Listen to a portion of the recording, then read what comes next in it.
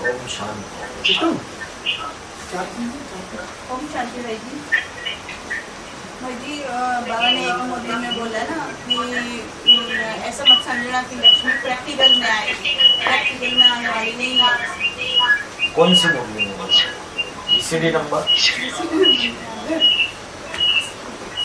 Practical में नहीं आएगी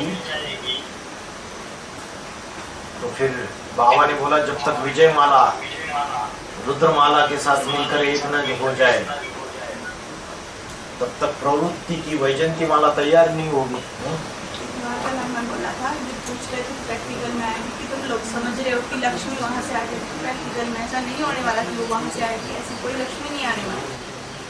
अच्छा, इसीलिए नंबर बाबा ने तो ये बोला भले लक्ष्मी नारायण जो है उनको शरीर से इकट्ठा मिलने की दरकार नहीं है, वाइब्रेशन से ही काम कर सकते हैं।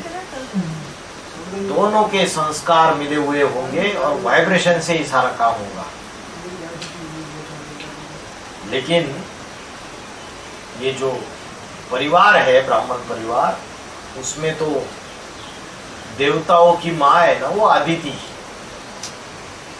तो जो सुखधाम स्थापन होगा, स्वर्ग स्थापन होगा, 8 की छोटी राजधानी स्थापन होगी, उसमें तो आना ही पड़ेगा उनको, भले सारी दुनिया के सामने ना आए। लेकिन जहाँ स्वर्ग की दुनिया बनेगी, सुखधाम बनेगा, उस छोटी दुनिया में तो आना ही पड़ेगा, क्योंकि वही तो पालना करेगी उस स्वर्ग की दुनिया में।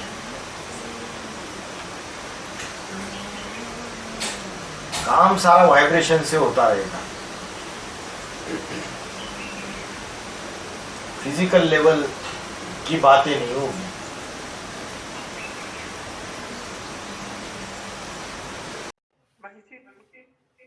मुरली में बापू ने बोला ना कि यज्ञ के आदि में विनाश ज्वाला प्रज्वलित हुई तो निमित्त कौन बने? उस विनाश ज्वाला को प्रज्वलित करने के बाप ब्रह्मा, बाप और बच्चे। तो इसमें ब्रह्मा किसको समझे? क्या जगदम्बा को? ब्रह्मा, बाप और बच्चे क्लियर की। ब्रह्मा जगदम्बा को भी समझ सकते हैं यज्ञ के आदि में, क्योंकि और दादा लेखराज को भी समझ सकते हैं, क्योंकि बाबा ने बोला यज्ञ के आदि में जो धोबी घाट का पाठ चला, जो धोबी घाट का पाठ चला, उस पाठ के ऊपर पहले पहले घर के जो अंदर वाले हैं उनमें किसी को अनिश्चय आ गया।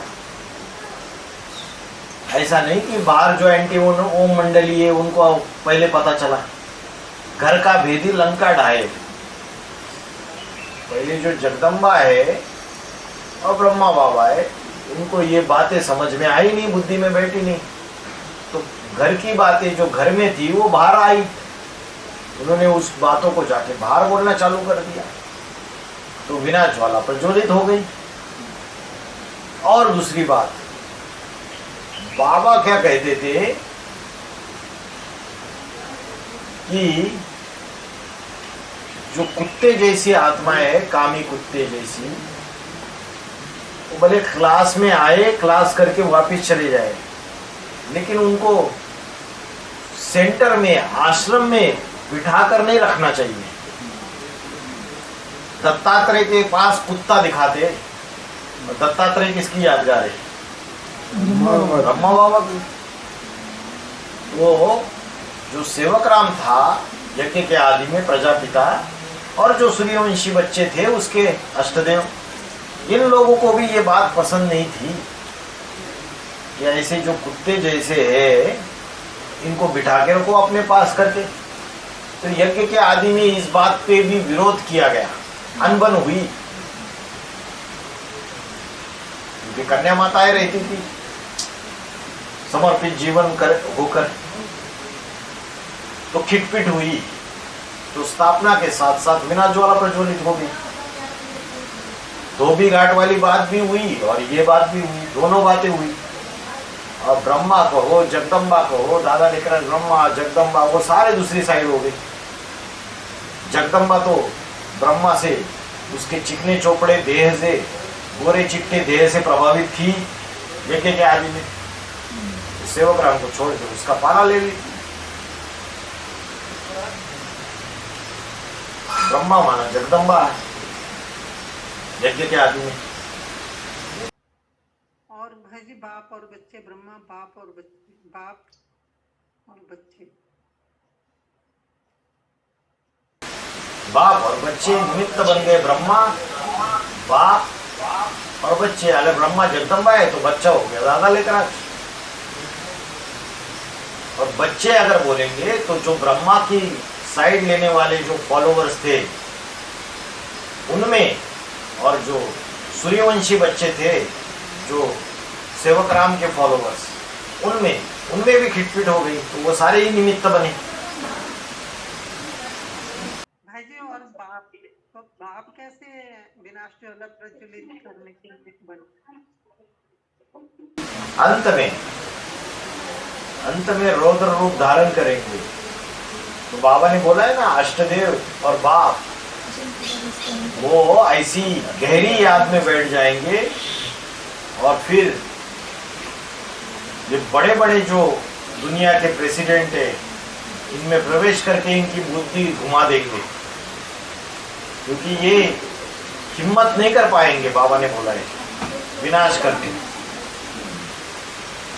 ये न्यूक्लियर वेपन्स, इसका विस्फोट करने की हिम्मत नहीं कर पाएंगे। जब आती हो जाएगी तो बाप और अष्टदेव इनमें प्रवेश करके इनकी बुद्धि को घुमा के विनाश कराएंगे, विकराल रूप धारण करेंगे। नहीं भाई जी, महावाक्य तो ये है ना कि यज्ञ के आदि में, तो आदि की बात है, आदि में बाप कैसे निमित्त बने विनाश ज्वाला प्रज्वलित करने? आदि में निमित्त बन गए ब्रह्मा, बाप और बच्चे। खिटपिट नहीं हुई क्या? बोला ना, वो जो कुत्ते जैसी आत्माएं हैं उनको घर में नहीं लेना है करके, उस बात पे झगड़ा किया होगा सेवक राम ने। कल भाई जी जो रात को क्लास चली है ना, उसमें बताया कि यज्ञ के आदि में जो धोबी घाट का कार्य चला, उसमें कर्म तो शुरू कर दिया, लेकिन किसकी स्मृति में रहकर कर्म करना है ये पता नहीं था। तो उस कर्म को तमोगुणी कर्म कहेंगे, गुणातीत कर्म नहीं कहेंगे, इसलिए वो फेल हो गया। तो प्रश्न ये है कि कर्म करना उसने शुरू कर दिया, लेकिन किसकी स्मृति में रहकर कर्म करना है ये पता ही नहीं। तो कर्म करना कैसे शुरू किया? मतलब जो पीयू की वाणी निकली थी उनके मुख से, उसमें कुछ ऐसा डायरेक्शन निकला, तो कैसे समझा कि ये कर्म करना है, लेकिन स्मृति में रहकर नहीं किया, ये कैसे मिस हो गया? ये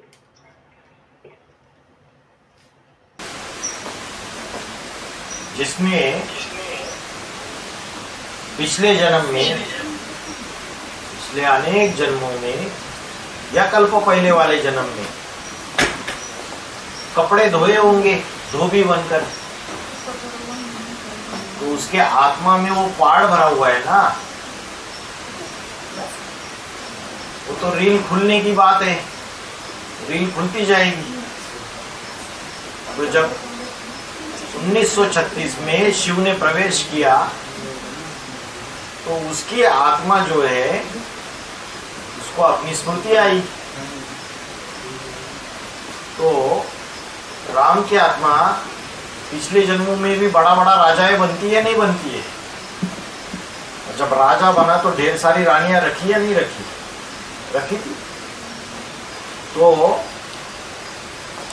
सृष्टि का सबसे बुद्धिमान पुरुष है या नहीं है? जब शिव ने प्रवेश किया तो इतना तो हो गया कि वो जो पतित तनधारी है उसका मनन चिंतन मंथन चलने लगा। पहले ओम का ध्वनि लगाते थे और भगवत गीता जो है उसकी व्याख्याएं, श्लोकों की व्याख्याएं समझाते थे।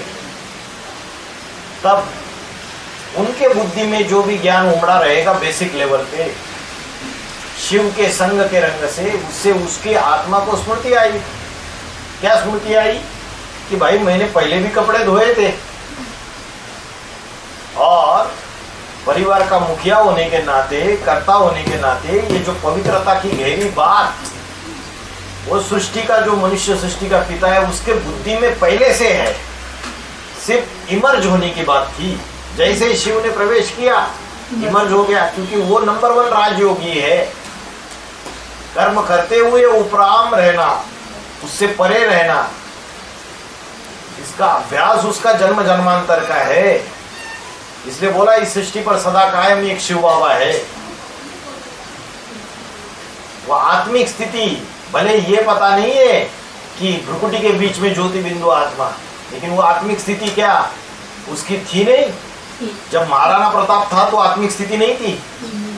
अगर आत्मिक स्थिति नहीं होती तो महाराणा प्रताप ने वो हल्दी घाटी की लड़ाई में वो किसको मारा? वो इतना ऊंची छलांग लगा के भाले से 2 टुकड़े ऊपर से नीचे कर दिए। क्या नाम था उसका? बहलोल खान। बहलोल खान ना, बहलोल खान को। ये आत्मिक स्थिति की बात है। इतनी दूर से छलांग लगा के जिसकी आत्मिक स्थिति की पावर ज्यादा है, वो विल पावर उसकी ज्यादा है, और विल पावर ज्यादा है, कंसंट्रेशन की पावर ज्यादा है। तो जो ऐसे कर्म जो साधारण योद्धा नहीं कर सकते, ऐसे अतुलनीय कर्म, ऐसे अतुलनीय शौर्य का प्रदर्शन इन राजाओं ने किया, चाहे छत्रपति शिवाजी महाराज, चाहे पृथ्वीराज चौहान। तो आत्मिक स्थिति, भले मैं ज्योति बिंदु आत्मा हूँ भ्रुकुटी के बीच में, ये भूल गए, लेकिन वो कल्प पहले जो कमाई की थी संगम युग में, उसकी पावर उनके अंदर है। तो जब कलयुग के अंत में, संगम युग में जब शिव प्रवेश करते हैं, तो शिव जब प्रवेश करते हैं तो इमर्ज हो जाता है उसके अंदर, वो इमर्ज हो जाता है और फिर वो धोबी घाट खोल देता है। मैं परिवार का कर्ता हूँ, मुखिया हूँ, और पवित्रता की बात जो है, पवित्रता स्थापन करनी है, नई दुनिया आने वाली है। तो फिर जो भी ये कपड़े मैले हुए हैं, इनको सिर्फ मेरा संग का रंग लगे, बाकी किसी का संग का रंग ना लगे, ये बात है। ये बात उसकी बुद्धि में थी, इसलिए उसने चालू कर दिया अपना पार्ट बजाना। कोई समझे ना समझे कोई परवाह नहीं है। भाई जी, जैसे बाबा ने मुद्दे में बोला कि पहले पहले प्रत्यक्षता 8 की होगी, त्रिमूर्ति बाद में प्रत्यक्ष होगी। तो अष्टदेव की प्रत्यक्षता के बाद त्रिमूर्ति अगर प्रत्यक्ष होगी तो ब्रह्मा और विष्णु पाठधारी तो अभी हैं प्रेजेंट टाइम में, तो शंकर पाठधारी के रूप में कौन प्रत्यक्ष होगा? वही शंकर तो शिव के समान बन जाता है। त्रिमूर्ति शिव बोला गया है। जो ऊंचते ऊंच भगवान का पाठधारी है वही प्रत्यक्ष होगा। ये तो एडवांस पार्टी के बच्चे समझ रहे कि शंकर का मिक्स पार्ट खत्म हो गया, लेकिन दुनिया वालों ने शिव शंकर को मिला के एक कर दिया, हम भी मिला के एक कर देंगे। शूटिंग तो यही होगा कि जब ऊंच से ऊंच भगवान के रूप में वो प्रत्यक्ष हो जाएगा तो मिक्स पार्ट खत्म, शिव शंकर एक हो गया।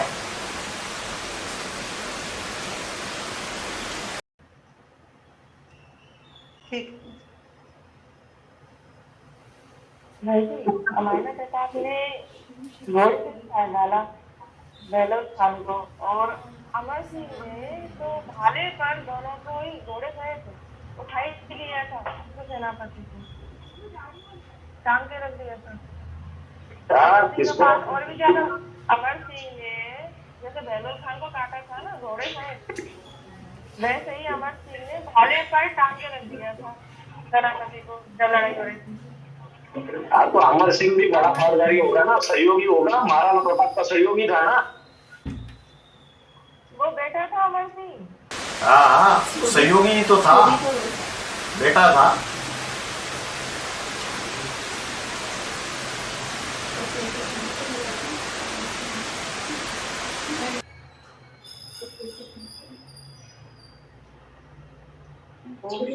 भाई जी, ओम शांति। भाई जी, एक रानी की प्रत्येकता दिखाई जाती है जहाँ हाड़ी देवी जिसको कहते हैं, युद्ध में जब राजा ने उसको संदेश भेजा कि मुझे तुम्हारी याद आ रही है, तो उसने सर काट करके भेज दिया। हाड़ी देवी जी जी। जी।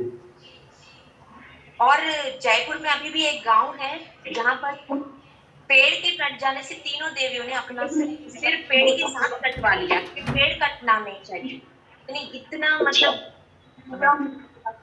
ये क्या स्टेज, मतलब वो आत्माएं मतलब बीज रूपी है या आधार रूपी? बीज रूपी तो बुद्धिमान रहती है, बीज रूपी आत्माएं तो ऐसा क्यों करेगी? प्रकृति तो जड़ है, जो पेड़ है वो चैतन्य है, मनुष्य से ज्यादा, या उसमें जड़त्वमयी है, जड़त्वमयी बुद्धि है पेड़ में। तो मनुष्य की जान, मनुष्य की जो जीवन है वो ज्यादा वैल्यूएबल है या पेड़ का जीवन ज्यादा वैल्यूएबल है? मनुष्य का जीवन ज्यादा वैल्यूएबल है। तो पेड़ का जीवन कट गया तो उसके लिए कोई अपना जीवन खत्म थोड़ी करता है। अगर अपना जीवन खत्म करता है, अपनी जान कुर्बान कर देता है, तो फिर इतने बड़े राजा नहीं कहेंगे उनको, बड़ी रानी। आधार मूर्तों में कोई होगा। हार्डी देवी का ऐसा है कि वो याद तो जब वो अपना सर काट के भेजती है तो राजा उस भी युद्ध करके अपनी जान गंवाते हैं। युद्ध में ध्यान रखना चाहिए, रानी में नहीं है। देवी सर क्यों काटती है? वो संदेश भेजते हैं कि मुझे अपनी रानी की याद आ रही है, तो वो अपना सिर काट के भेजती है कि युद्ध के मैदान में मुझे नहीं, तुमने अपना शौर्य दिखाया। हाँ, तो राजा जो है वो मोही है, युद्ध के मैदान में रानी को याद कर रहा है। दुश्मन को कैसे खत्म करेगा, प्रजा की रक्षा कैसे करेगा, राज्य की रक्षा कैसे करेगा? और रानी क्षात्रानी है, रानी क्षात्रानी है, उसको अपना कर्तव्य याद दिला देती है कि मेरे देह के मोह में मत फंसो। जो राजा का जो मुख्य कर्तव्य है उसको ये करो, ये शरीर तो विनाशी है, इसलिए सर काट के भेज देती है। तो संगम युग में कोई राजा वाला पाटधारी होगा, वो किसी रानी वाले पाटधारी के देह में फंसा होगा उसकी बुद्धि, और पुरुषार्थ चौपट कर रहा होगा, ईश्वरीय सेवा के ऊपर ध्यान नहीं दिया होगा। तो उस सहयोगिनी शक्ति ने क्या कर दिया?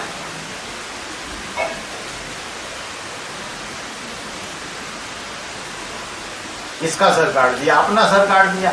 तो अपना देहाभिमान खत्म कर दिया। मतलब उससे संबंध संपर्क करना छोड़ दिया। उसको बोला भाई अपने पुरुषार्थ के ऊपर ध्यान दे दो, ये देहाभिमान की बातें छोड़ो। उसको सबक सिखा दिया, किनारा कर लिया उससे।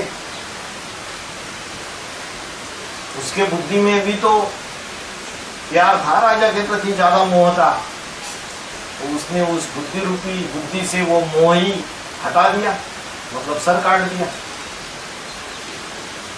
हमारे ग्रुप की अगर ऐसी कोई आत्मा है जिसने लक्ष्य लिया है कि मुझे परम ब्रह्म की भुजाओं में, हजार भुजाओं में आना है, लेकिन प्रैक्टिकल में अभी उसकी ऐसी अवस्था है कि बाबा ने शरीर छोड़ दिया, तो बाबा के शरीर छोड़ने के बाद बाबा की वाणी के कंपैरेटिवली उसे अष्टदेव पाठ हरि की वाणी से वो वाणी ज़्यादा प्रभावशाली लगती है, और बाबा से दृष्टि लेने से ज़्यादा अष्टदेव पाठधारी के द्वारा दृष्टि लेना अच्छा लगता है। और इसका ये है कि बाबा घर में बातें समझाते थे तो कई बातें हमारी मिस हो जाती थी, लेकिन अभी वो बातें क्लियर हो रही हैं। इसलिए तो वो क्या परम ब्रह्म की भुजाओं में आ सकती है, क्योंकि बाबा के शरीर छोड़ने के बाद ज़्यादा वो अष्टदेव पाठधातु से प्रभावित हो गई है वो आत्मा। हाँ, बुद्धि में है कि रुद्र ही प्रवेश करके उनके द्वारा कार्य करा रहे हैं, तो ऐसी आत्मा क्या आ सकती है परम ब्रह्म की भुजाओं में? क्यों नहीं आ सकती? 108 की माला में आएंगे तो परब्रह्म की भुजा में आएंगे। ये बात बार बार समझा रहे कि परब्रह्म की जो 1000 भुजाएं है उसमें क्या अष्टदेव नहीं है क्या? इस बात को कोई भी साबित करके दिखाए कि परब्रह्म की 1000 भुजाओं में अष्टदेव नहीं है। और अगर अष्टदेव है तो 108 भी है, माना अष्टदेव जो अपना 12-12 का ग्रुप तैयार करते हैं वो भी है। तो अगर वो आत्मा अष्टदेव से जुड़ी हुई है तो वो अष्टदेव के परिवार में है, वो ऊंचा पद पाएगी अष्टदेव के परिवार में, तो परब्रह्म के 1000 भुजा में भी आएगी। ये कोई विधर्मी विरोधी आत्माओं ने ये बातें फैला हुई है कि परब्रह्म की 1000 भुजाएं अलग है और अष्टदेव अलग है, अष्टदेव के परिवार अलग है। अष्टदेव जो है वो जो अपने 12-12 तैयार करते हैं और 108 की माला तैयार होती है, वो परब्रह्म की 1000 भुजाओं में है ही है। चाहे द्वापर युग हो चाहे कलयुग हो, जो परब्रह्म पाठधारी है वो उन भुजाओं से ही राजा ही करता है, इस संचालन करता है, सारी सृष्टि का स्वामी बन के बैठता है, बिना उनके बैठता ही नहीं। 8 को ही निकाल दो परब्रह्म की भुजाओं से तो कौन आएंगे दूसरे फिर? और उनके बारे में क्या इशारा दिया है मुरलियों में?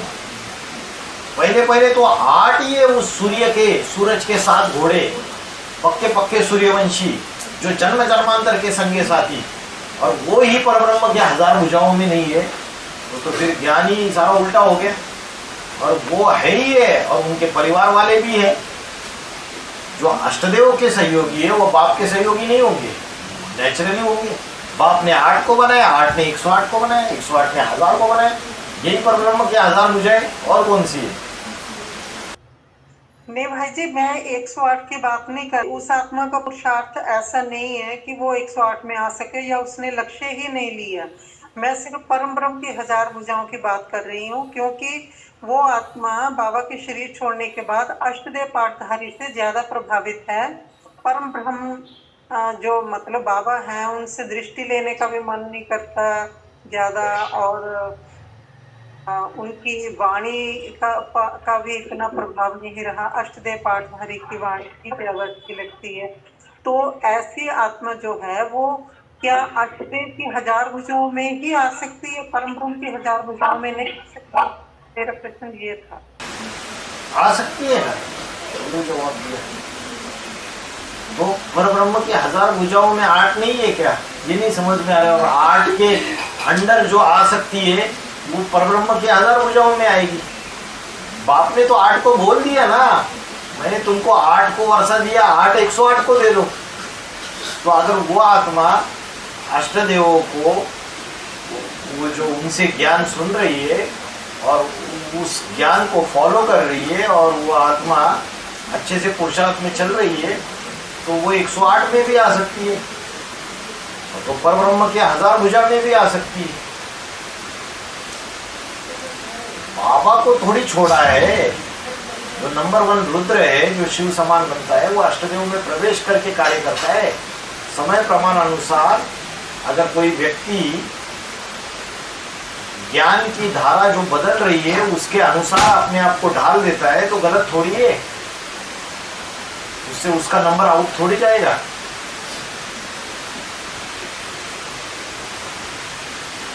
जो बुद्धू होते हैं वो समझ नहीं पाते बात को और अपने आप को ढाल नहीं पाते। भाई जी, ब्रह्मा विष्णु शंकर भी अपने पाठ बजाकर वापस चले जाएंगे बोल रहे हैं ना, फिर त्रिमूर्ति के रूप में कौन प्रत्यक्ष हो जाएंगे भाई जी? ये मतलब इसका मतलब ये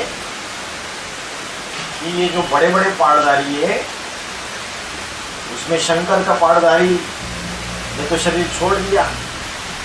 दादा लेखराज ब्रह्मा, जिसकी मूर्तियां नहीं बनती है, जिसके मंदिर नहीं बनते हैं, जिसकी पूजा नहीं होती है, उन्होंने भी 1948 से लेके 69 तक पाठ बजा के चले गए, वो शरीर छोड़ दिया। वो भले शरीर छोड़ दिया लेकिन वो ऐसी तरीके से प्रत्यक्ष हो जाएंगे दुनिया के सामने कि फाइनली त्रिमूर्ति शिव की प्रत्यक्षता हो जाएगी। भगवान के रूप में मान्यता मिलेगी, भगवान भगवती के रूप में। इसलिए बोला पाठ बजाकर वापिस चले जाएंगे। वापिस चले जाएंगे मतलब आएंगे नहीं क्या? प्रत्यक्ष नहीं होंगे? होंगे।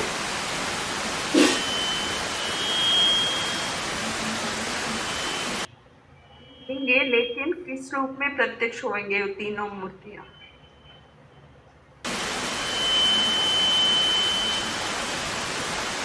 ब्रह्मा तो जगदम्बा के रूप में प्रत्यक्ष होता है। दादा लेखराज ब्रह्मा जो है पाठ बजा के चला गया, लेकिन प्रत्यक्ष किसमें होगा? जगदम्बा के रूप में। लेकिन भाई जी ये भी बात आए थे ना, परा प्रकृति और अपरा प्रकृति दोनों में शरीर छोड़ना पड़ेगा करके। हाँ, दोनों का शरीर खलास कर देगा करके बोला था। परा प्रकृति और अपरा प्रकृति इन दोनों का शरीर खलास कर देगा बोला तो है, इशारे तो है, लेकिन ड्रामा कैसे जाता है अभी देखो। 2027-28 तक। ओम शांति भाई जी। छोटा क्वेश्चन है, ये आपने बताया था ना जो बच्चे दादा आदि में दादा लेखराज के समय जो दादा लेखराज के टाइम पर एक गीता छपी हुई थी, वो गवर्नमेंट ने बैन कर दिया बोले थे ना। हाँ, तो ये कौन सी गीता थी, क्यों बैन हो गई? अभी वो दादा लेखराज ब्रह्मा उनके समय छपी थी या सेवक राम जो थे, जो गीता का क्लैरिफिकेशन देते थे, उनके समय छपी थी? एक बार वो भी चेक करने की बात है। बयान तो होती है ना, बयान इसलिए होती है क्योंकि ये धर्मनिरपेक्ष सरकार है, हमारे धर्म के ऊपर कोई आस्था नहीं। अगर सेवक राम जब थे ओम मंडली तब अगर छपी होगी तो उस समय ब्रिटिश गवर्नमेंट थी, क्रिश्चियंस का राज्य था भारत में। 1942 में तक सेवक राम थे, तो क्रिश्चियंस के राज्य में हो सकता है उन्होंने इसका प्रचार प्रसार रोक दिया होगा, और उसमें जो बातें थी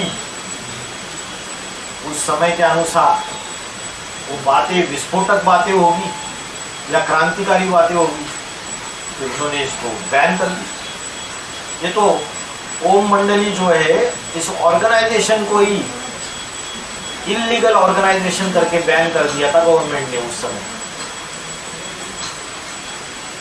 हाँ, उस समय का जो चीफ मिनिस्टर था कराची का, उसका नाम क्या था? चीफ मिनिस्टर जो था, अल्लाह बख्श नाम था, कुछ ऐसे ही बैन कर दिया था इसको, इलीगल ऑर्गेनाइजेशन। बाद में ये लोग फिर कराची में बंगला लेके करते रहे, बैन कर दिया था इनको गुप्त में, फिर वहां से निकल गए। 1947 के बाद आबू आ गए, बाद में नाम चेंज हो गया ब्रह्मा कुमारी ईश्वरीय विश्वविद्यालय। उन्होंने तो ओम मंडली को बैन कर दिया था, तो ब्रह्मा कुमारी नाम पड़ गया, तो प्रजापिता ब्रह्मा कुमारी नाम पड़ गया। आदि में जैसे बैन कर दिया ना भाई जी, तो अभी अंत में भी वैसा कुछ होगा क्या? हाँ, होना तो चाहिए। आदि स्वामी का बोला है, अभी भी 2027-28 तक आध्यात्मिक विश्वविद्यालय की परिस्थिति, जो सेंटर्स बने हुए वो बिगड़ भी सकती है, और ऐसा भी समय आएगा।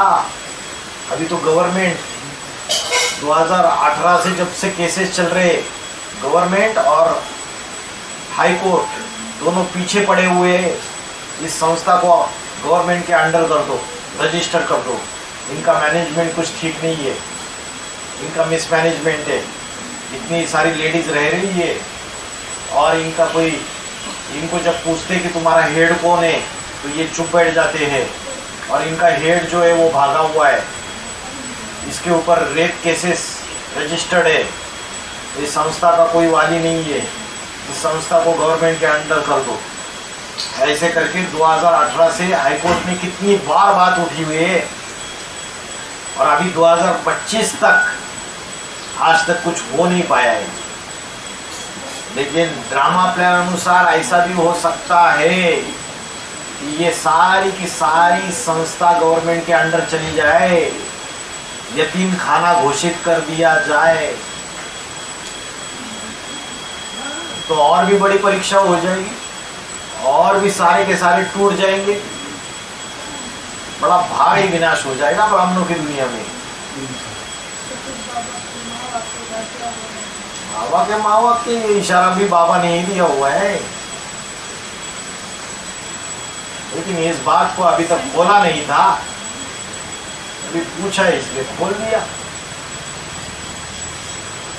बाबा ने बोला आगे चल के ऐसा भी हो सकता है, इस संस्था को यतीम खाना घोषित कर देंगे और गवर्नमेंट के अंडर चली जाएगी पूरी की पूरी।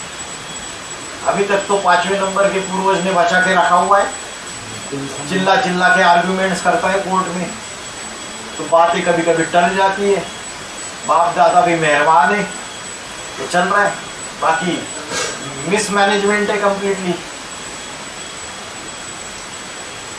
इतनी सारी कन्याएं रहती है, कोई मैनेजमेंट है ठीक से? नहीं है। लेकिन भाई जी, जैसे बाबा ने बोला कुमारिका के हाथ पे सत्ता रमेश के हाथ आ जाएगी, तो रमेश के हाथ आ जाएगी तो रमेश के हाथ में आएगी, वो अलग पीरियड। ये घटनाक्रम घटेगा, वो चीजें अलग।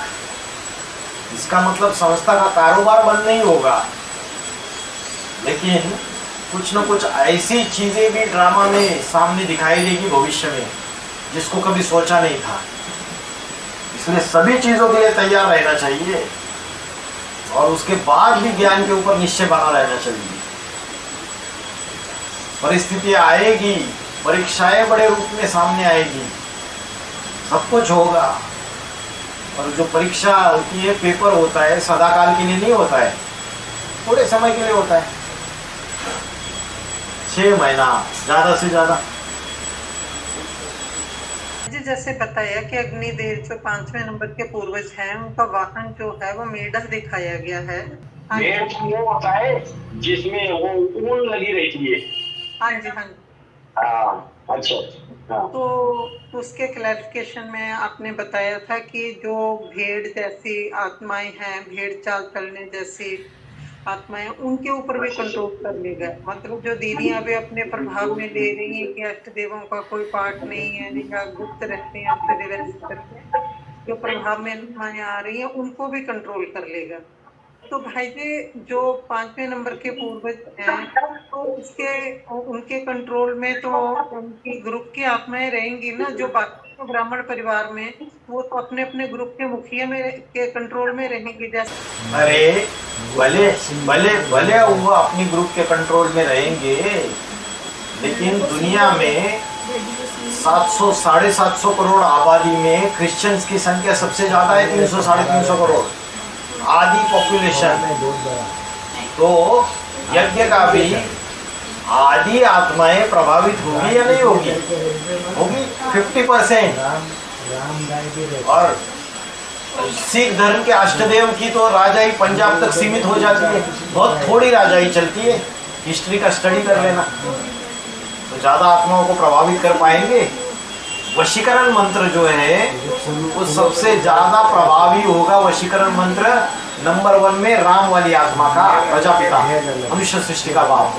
और नंबर 2 में सबसे ज्यादा वशीकरण मंत्र चलाएगा 5वें नंबर का पूर्वज।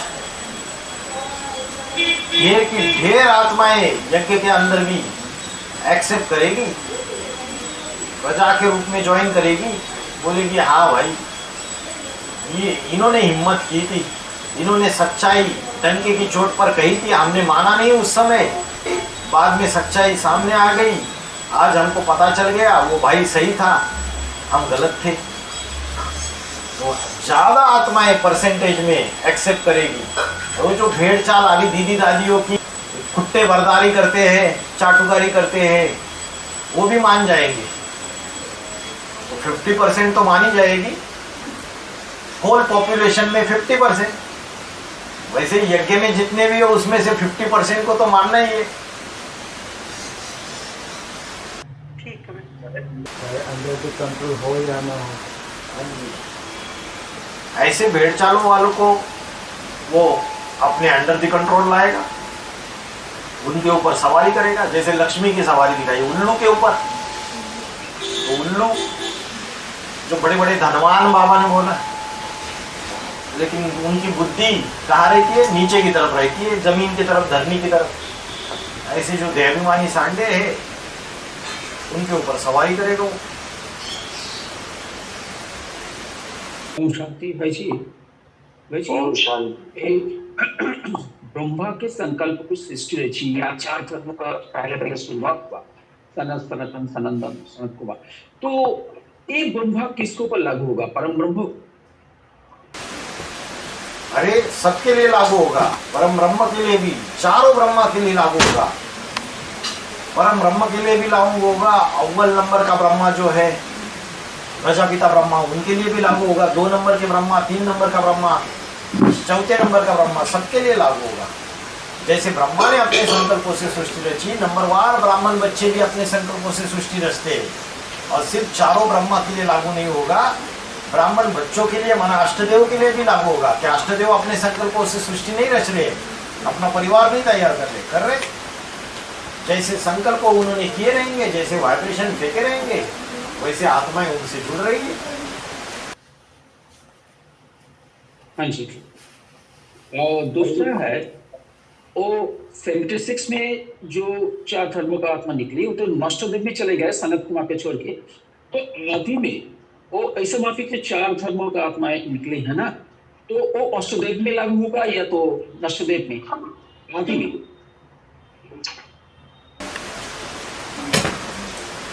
यज्ञ के आदि में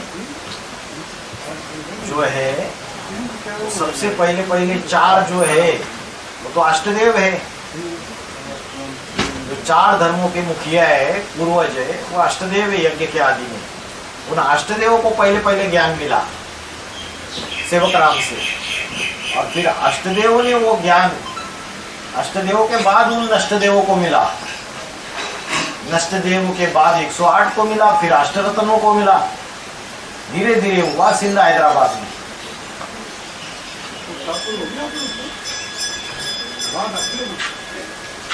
और एडवांस पार्टी के आदि में वो अलग बात है।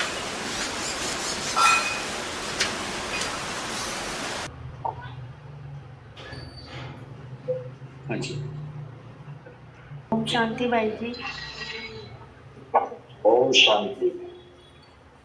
हाँ, आपने अभी जैसे बोला कि 5वें नंबर का पूर्वज आध्यात्मिक विश्वविद्यालय को बचा रहे हैं, तो क्या आगे चलकर यानी 5वें नंबर की पूर्वज इस विद्यालय को नहीं बचा पाएंगे क्या? करते रहेंगे रक्षा। क्या राजाओं ने युद्ध भूमि में लड़े नहीं, लेकिन युद्ध भूमि में लड़ने के बावजूद भी क्या पृथ्वीराज चौहान को प्राण त्यागने नहीं पड़े? क्या छत्रपति शिवाजी महाराज ड्रामा में क्या ये नून था कि मराठे शाही जो हिंदवी स्वराज्य तैयार किया है वो कभी खत्म ही नहीं होगा? हो गया।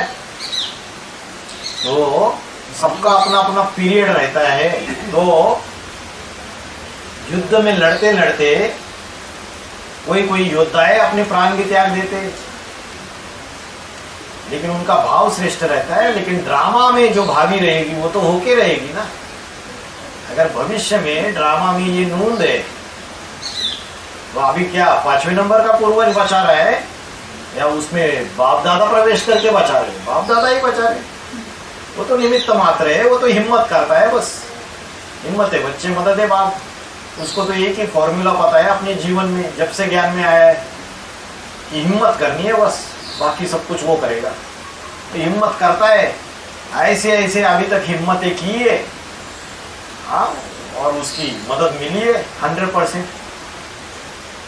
मरते मरते भी हिम्मत की है इस संगम युग के जीवन में, और मदद मिलती रही। भविष्य में जो ड्रामा में नूंद है उसको 5वें नंबर का पूर्वज भी चेंज कर पाएगा? नहीं कर पाएगा। और ये यतीम खाने का मतलब क्या है भाई जी? जाने का मतलब क्या है? यतीम माना अनाथ। इस संस्था का कोई वाली नहीं है, कोई मुखिया नहीं, कोई बाप नहीं है इनका। इनको पूछो तुम्हारा बाप कौन है तो इधर उधर घुमा देते कि दादा लेखराज ब्रह्मा बोल देते। डरपोक कहीं के सारे एडवांस पार्टी में ढेर सारे डरपोक बैठे हुए हैं। अरे हिम्मत है तो बताओ सारी चीजें। अभी बहनें, बड़ी बड़ी बहनें कोर्ट में आती नहीं है, क्लियर करती नहीं है कि ऐसे ऐसे हम सारे मिलजुल के संभाल रहे सारी चीजें। छोटी बहनों को भेज देती है, उनको कुछ पता नहीं रहता है मैनेजमेंट का। सारे उल्टे पुल्टे जवाब देते हैं, प्रैक्टिकल जवाब जैसे देने चाहिए वैसे देते नहीं। तुम्हारा फाइनेंशियल मैनेजमेंट कैसे चल रहा है, खर्चा कैसे चल रहा है, उसके बारे में कोई प्रूफ नहीं दिखा पाते हैं, छुपा के रखते हैं सारी की सारी चीजें। जैसे कोई गलत कारोबार चल रहा है, ऐसे डरपोक है। कौन सिखाए उनको? भगवान ही बचाए, राम भरोसे चल रहा है। जितना हो सके हम कोशिश करते हैं कि ये चीजें ना हो कोर्ट में, लेकिन फिर भी बहनों की बुद्धि जैसी है, उनको आध्यात्मिक ज्ञान तो है लेकिन प्रैक्टिकल ज्ञान नहीं है बाहर की दुनिया का। और उसके लिए बाबा ने भाइयों को निमित्त बनाया था। पुरुष बाहर का देखता है, कन्या माता है घर का देखती है। लेकिन ये कन्या माताओं में जो बड़ी दीदी है ना तुम्हारी माया बेटी, उसने जो भाई लोग है उनको सबको लात मार के निकाल दिया। अपनी चलानी है उसको, अपने तरीके से चलना है। लीगल चीज़ों का, कोर्ट कचहरियों का ज्ञान भी नहीं है तो भी उल्टे पुल्टे काम करेगी, ऊपर ऊपर चलाएगी संस्था को, और खुद छुप रही है, भाग रही है इधर उधर। आज की डेट में ये इंचार्ज बहनें, कोई छोटी सी प्रॉब्लम आती है कोई फैसला ले ही नहीं पाती है। अरे कोई मुखिया भी तो होना चाहिए ना प्रैक्टिकल। घर में, परिवार में पहले कुछ भी होता था बाबा को फोन जाता था, फिर बाबा डायरेक्शन देते थे, उसके बाद चीजें होती थी। बाबा में तो सातों रंग समाये हुए हैं, 8 दिशाओं का कंट्रोलर है वो अधिपति। तो बाबा के बाद अगर कोई पावरफुल है वो 5वें नंबर का पूर्वज है। कृष्ण और क्राइस्ट की राशि मिलाई जाती है। बाकी तो 3 कन्याएं, दूसरा, तीसरा और चौथा। कन्याएं है तो आश्रम के अंदर रहती है, तो जो मुरली की थ्योरी है उसके अनुसार ही डिसीजन ले पाती है। बाहर की दुनिया की छल छिद्र कपट, बाहर की दुनिया में जो प्रैक्टिकल व्यवहारिक ज्ञान है वो है नहीं। योगिनी माँ का चंद्रमा पावरफुल हो सकता है लेकिन मंगल कमजोर है। और जो मंगल वाला पाठधारी रहेगा उसका मंगल पावरफुल है, चंद्रमा थोड़ा कमजोर हो सकता है। तो जो मंगल पावरफुल है उस मंगल और चंद्रमा को इकट्ठा काम करना चाहिए ना। मंगल रक्षापति है, संसार का योद्धा है, आतताइयों से बचाता है, भूमि पुत्र है, भूमि है योगिनी मां।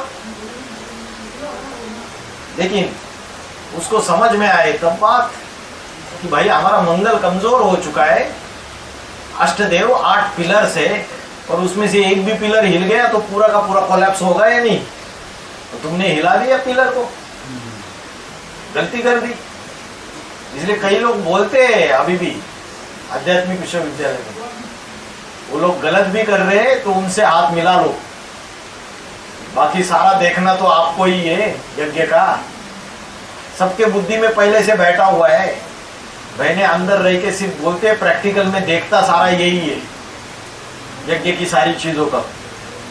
और दूसरी तरफ झूठी झूठी बातें फैलाते कि भाइयों को गाइड नहीं बनना है, गार्ड बनना है। अरे जब बाबा थे तब भी बाबा बोलते थे बहनों को, बड़ी बहनों को, विद्या बहन को, काकुली बहन को, जो तीसरे नंबर का अष्टदेव और चौथे नंबर के अष्टदेव है, उनको बाबा खुद बोलते चो जाके क्या करना है।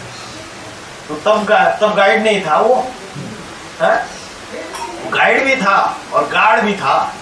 गाइड भी करता था और सारे आध्यात्मिक विश्वविद्यालय को गार्ड भी करता था, और आध्यात्मिक विश्वविद्यालय का जो मुखिया है उसको भी गार्ड करता था। कभी कोर्ट में आने नहीं दिया, कितने भी बड़े बड़े केसेस हो, सारे वार अपने छाती के ऊपर झेल लेता था। कितनी भी परेशानियों से गुजरना पड़े, बाबा को बोलता था बाबा आप टूर में रहो, आप अपना काम करते रहो, हम देख लेंगे बाबा। बाबा तो एक बार ये भी बोले, भाई जी आप जितना करते हो और जितना दुश्मनी मोल लेते हो दूसरों से, इतना ज्यादा करोगे तो आपकी जान भी जा सकती है। ऐसा बोला था डायरेक्टली फोन पे। हमने बोला वो तो आपको कब की दे दिए, आपको अर्पण कर दी, जो होना है।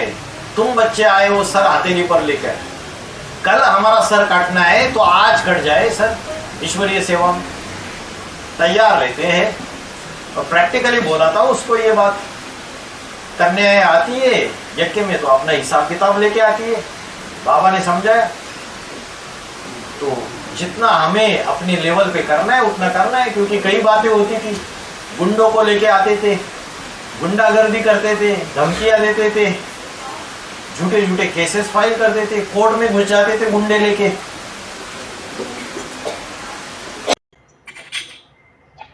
तो भाई जी अगर ये हमारा आध्यात्मिक विद्यालय सरकार के अंडर हो गया, तब तो सरकार अपने नियम कायदे कानून के हिसाब से चलाएगी ना। तो अगर चलाएगी तो जो सूर्यवंशियों के ग्रुप होंगे वो भी इस सरकार के नियमों में बनकर चलेंगे या इंडिपेंडेंट चलेंगे? अभी क्या होगा कैसे होगा आपको इशारा दे दिया, ज्यादा चिंतन मत कीजिए इस बात को। आज तक नहीं दिया, वो दे दिया इशारा, ठीक है। ये बात बाबा ने बोली थी, ऐसे डायरेक्ट बोली थी आमने सामने। तो ये संस्था जो है गवर्नमेंट के अंडर चली जाएगी, ऐसे बोला था। तो मैंने ये भी जवाब दिया, थोड़े समय का पेपर होता है,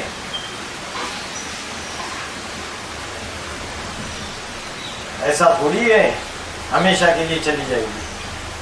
थोड़े समय का पेपर होता है, चीजें बिगड़ जाती है। ड्रामा ऐसा बना हुआ है, 1947 में चीजें बिगड़ गई थी, भारत पाकिस्तान युद्ध हो गई, ये ब्रह्मा बाबा भाग चुके थे, कराची में जाके बैठे थे। सारी संस्था पूरी तरीके से, ब्रह्मा बाबा सिंध हैदराबाद में कदम नहीं रख पा रहे थे।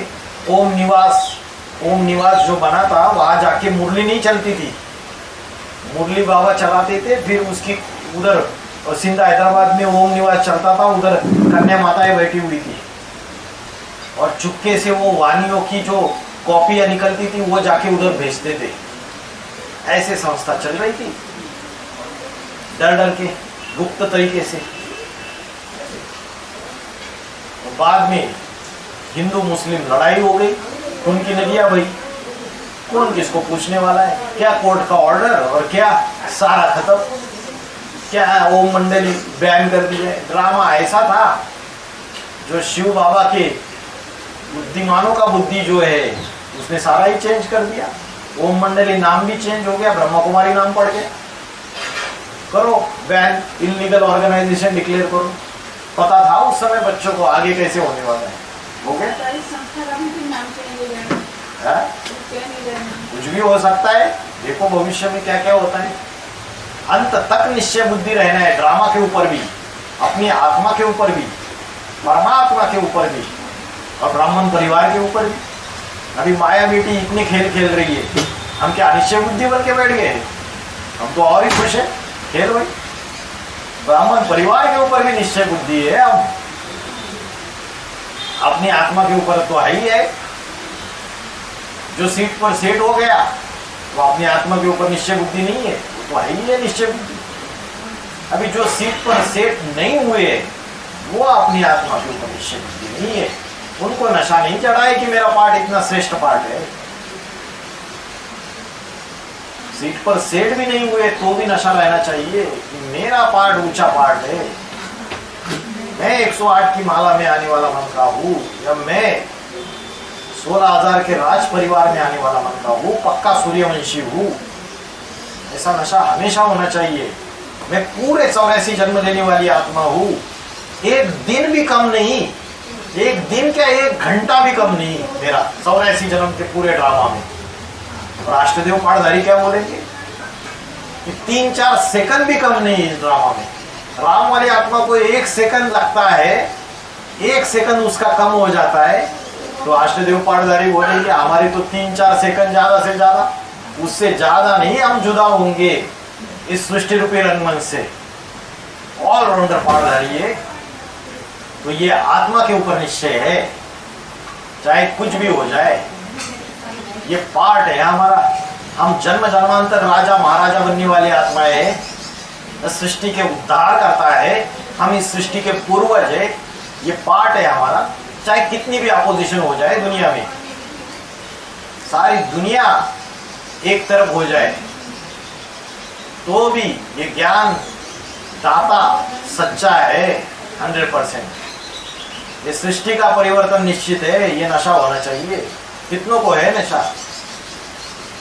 आत्मा का नशा, परमात्मा का नशा, ड्रामा का नशा, ब्राह्मण परिवार का नशा, निश्चय कितनों को है?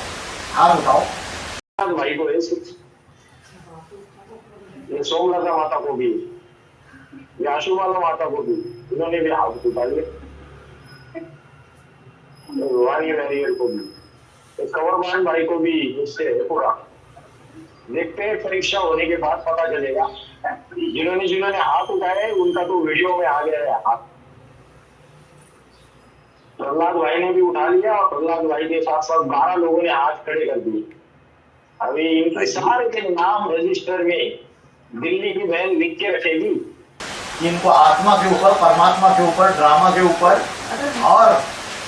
और क्या ब्राह्मण परिवार के ऊपर अटल निश्चय है, और अष्टदेव पाठधारी के ऊपर भी अटल निश्चय है। इनके सारे के नाम लिख लेना बहन जी। हमने हाथ इसलिए भी उठाया ना क्योंकि प्रैक्टिकल जीवन में दिखता ही नहीं है निश्चय, तो फिर हाथ उठा के, लेकिन प्रैक्टिकल है ही नहीं तो हाथ उठाया कैसे? राधिका शुक्ला और उनके साथ साथ 17 लोगों ने हाथ उठाया। ये सारे मरते दम तक साथ देने वाले हैं, ये साथ नहीं छोड़ेंगे, छोड़ेंगे ना। तेरा साथ वो साथ ही मरते दम तक, जन्म जन्मांतर के संगे साथी है। कृष्णा माता ने भी हाथ उठा दिया, देखो देख देख के सारे नंबर मारे एक दूसरे को देख। अनिश्चय तो नहीं आता है किसी को। अभी तो बड़े पेपर आने वाले हैं, अभी से अनिश्चय आ गए तो आगे क्या होगा? निगेटिव संकल्प चलते हैं तो उनको भगा दो, रोज पोता में लिखो। अब ब्राह्मण परिवार में जो विधर्मी है उनसे बातें करना छोड़ दो फोन पे। जो विधर्मी आत्माएं होती है वो अनिश्चय लाती है, ऐसे ऐसे ज्ञान को तरोड़ मरोड़ देगी, बुद्धि हमारी उधर चली जाती है, इससे भी अनिश्चय आता है। इसलिए अभी बहुत लंबा खेल है, सारा ड्रामा का सीन अच्छे से देखना है। 25, 26, 27, 28, 25 तो चलो खत्म हो जाएगा, 26, 27, 28, 29 और 4 साल बहुत इम्पोर्टेंट है। ठीक है,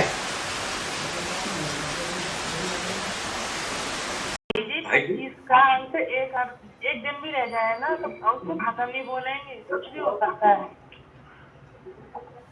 क्या एक दिन भी? क्या 25 कह रहे हैं ना, खत्म हो गई। 25 का एक दिन भी रह जाए ना तो वो 25 अभी गई नहीं। हाँ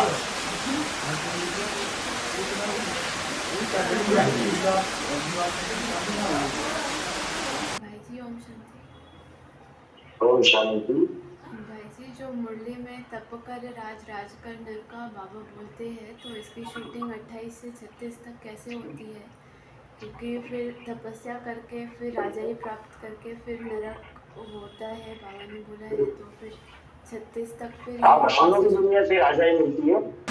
तपस्या करते हैं, ब्राह्मणों की दुनिया में राजाई मिलती है, ब्राह्मणों की दुनिया में कंट्रोलिंग पावर मिलती है। और फिर जब कंट्रोलिंग पावर मिलती है तब फिर से अहंकार आ जाता है।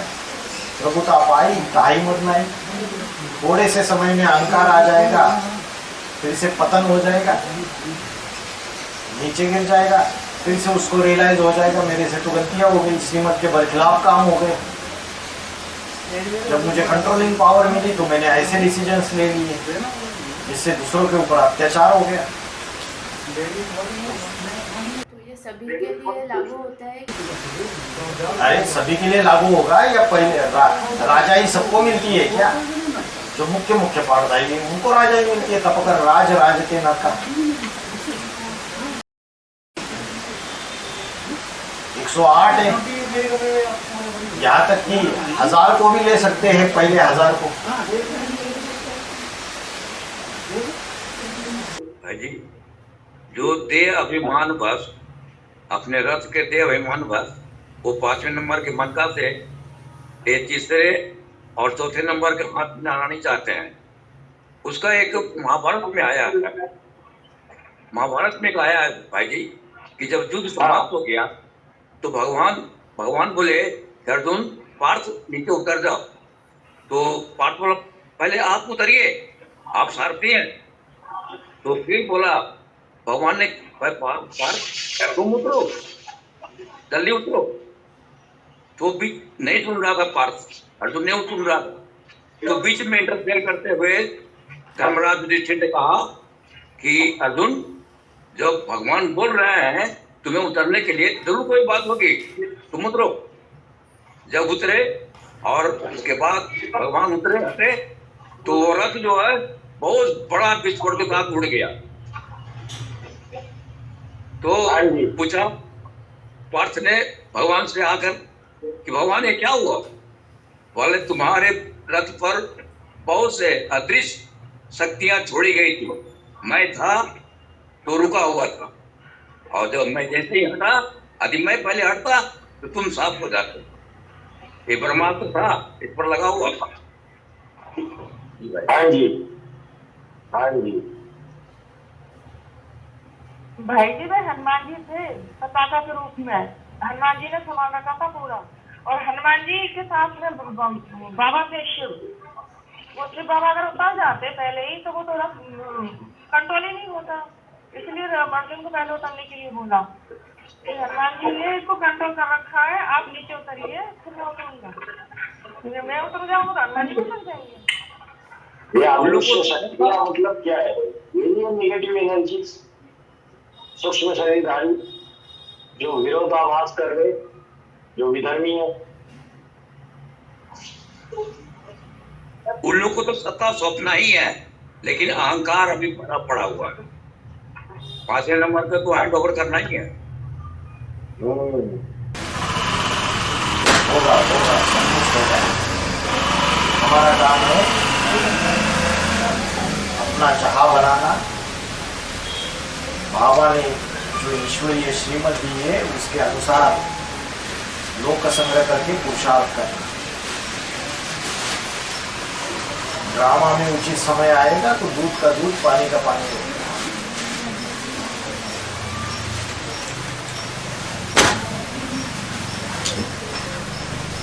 ठीक है, ओम शांति।